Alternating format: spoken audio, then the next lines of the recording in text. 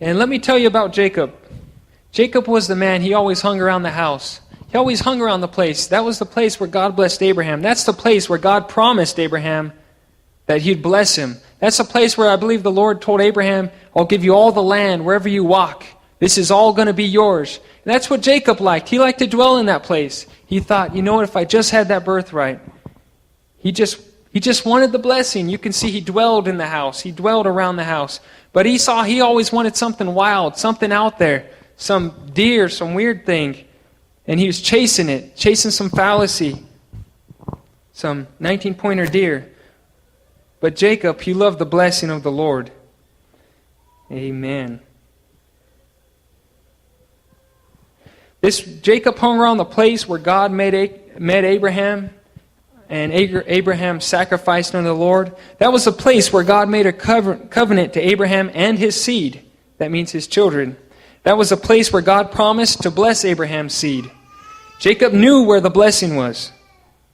Jacob would not depart from the place of the blessing, the place of promise, the place of inheritance. But Esau, he didn't care too much for the blessing. He didn't value the promise. He didn't value his own soul. All he wanted was the temporary. He just wanted to chase that 19-pointer deer, that big buck. But Esau's mind was on the promise. Jacob's mind was on the promise. Esau was thinking of honor when he drags back the 19-pointer buck, how everybody's going to see this mighty man take down such a strong animal, such a trophy to hang on the wall. And when they see Esau carrying this thing, how much honor he's going to be held. He's going to hang that thing on his living room wall. I could just imagine Esau just thinking how he's going to frame that thing, how he's going to stuff it and just hang it on his wall, put it right in his entryway where everybody will see it. And he would be able to tell the story of how he chased this buck for several days, maybe even weeks. And that how he climbed through the mountains. He'll probably exaggerate a little bit. Tell you about climbing through snow, killing a bear, fighting a lion. How he had to wear bear skins to keep warm. I could just, imagine him telling you about this world-class buck that he's going to get. But don't be fooled when the devil comes up to you trying to tell you that if you'll just join his side, that you'll become a millionaire and that you'll be held in honor among the people of the world and that you'll have tons of friends and tons of fun. Don't be fooled, Esau. Don't leave the promise of the Lord to chase the promise of the devil. Don't be fooled, Esau. Don't leave the promise of the Lord to chase the promise of the devil. God cannot lie and the devil cannot tell the truth. God cannot break his promise and the devil cannot fulfill his promise. Let me tell you something, young people. The devil is going to offer you something great. He knows that if he doesn't offer you something great, then you're not going to take it. So he's going to offer you it all. He's going to offer you the best that you can imagine. He's going to offer you that fallacy, that thing that you could just hardly imagine. It's like a fantasy. The 19-pointer buck Esau's going after.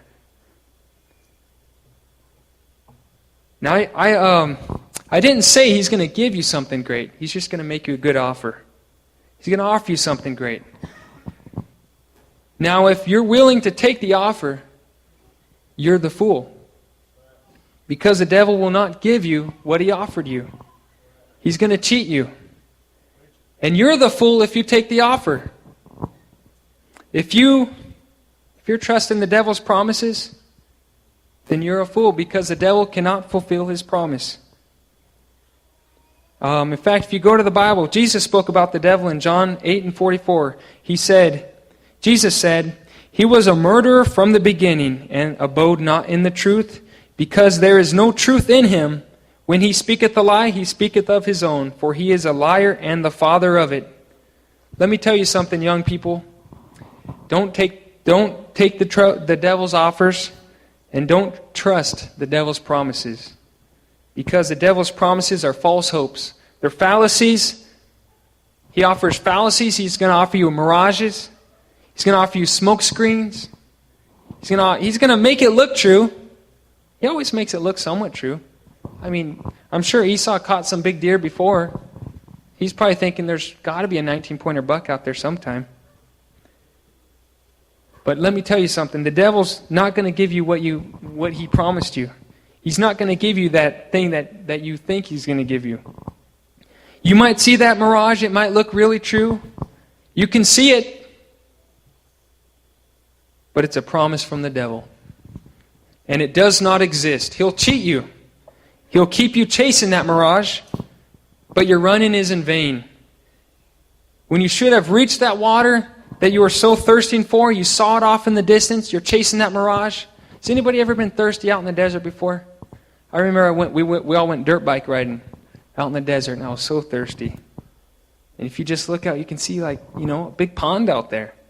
It's a big bunch of water, and I thought, look at all that water. I just want to drink of it. But that pond didn't exist, but I saw it with my own eyes, yet it didn't even exist. Let me tell you something. The devil's going to offer you something. It's going to look real. It's going to look appealing. You're probably going to be thirsting for it. You're going to have a desire for it, but it's not going to satisfy your soul. When you've reached the place where you thought that happiness would be, when you reach the place where you thought that water would be, where it should be, you'll get there and it's just emptiness. Just dirt. More dirt. And you're still thirsty, and you ran all this way in vain after the devil's promise, and he lied to you. You were once again cheated. But I'll tell you what, I'm not going to go after the devil's promises. And when you should have gotten to the water, you realize you've been cheated. You ran and ran. But that water, that thing that you were hoping for, that life that you were seeking, you're chasing it. You're running so hard to get it. You're running so hard.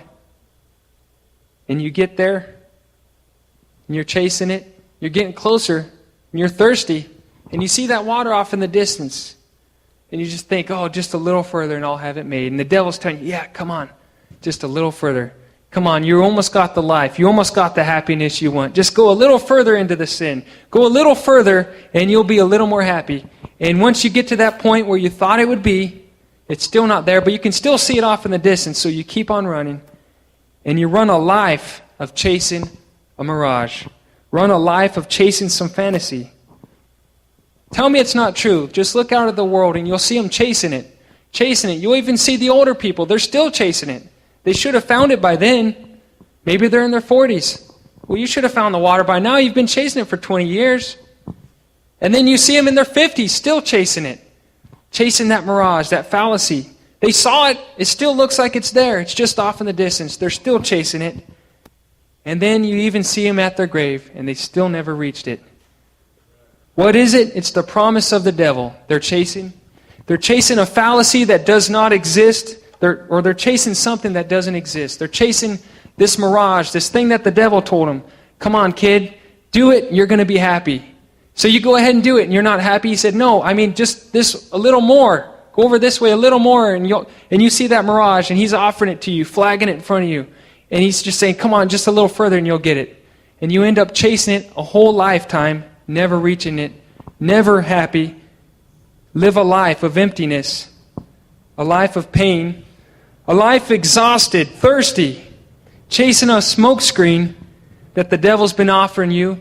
You live a lifetime when you should have reached that water years and years ago. You're still disappointed, still unsatisfied, still discontent, still unhappy, upset.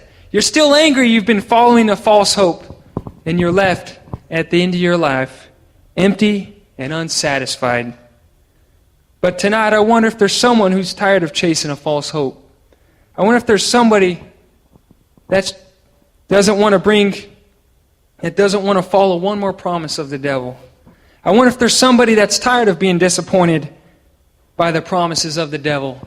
You get there, you fulfill your end, but the devil never fulfills his end. You do what he says, that's going to bring you happiness, and it never brings you happiness. You follow after his plan, and yet he never gives you all those things that he promised you. I wonder if there's somebody that's tired of running from the blessing of the Lord. I wonder if there's somebody that's tired of chasing that fantasy out in the world tonight. Jesus said, But whosoever drinketh of the water that I shall give him, he shall never thirst. But the water that I shall give him shall be in him a well of water springing up into everlasting life. I wonder if there's somebody tonight that's tired of chasing the false hope of the devil. You're thirsty and you're chasing that mirage out there, but you don't realize the water is here tonight in the house of the Lord. The place where the Lord promised you that He'd give you the water and you'll never thirst again. I wonder if there's somebody here tonight, maybe that you left your inheritance, but you want to come back home to the promise that the Lord has for you. Amen. Could we all stand tonight?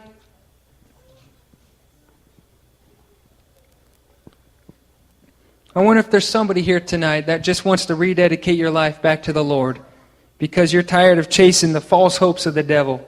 Maybe you've only been chasing him for 1 year. Maybe you've only been chasing him for 1 month. But let me tell you something, young people. When you get to that long road of chasing the devil's promises, he's not going to keep up his side of the deal. You're not going to find that happiness that he promised that you would find. But you're going to reach that long road, and at the end, you're just going to be disappointed, wishing that once again you could be back at your Father's house. Once again, back where the blessings are. Amen. If you read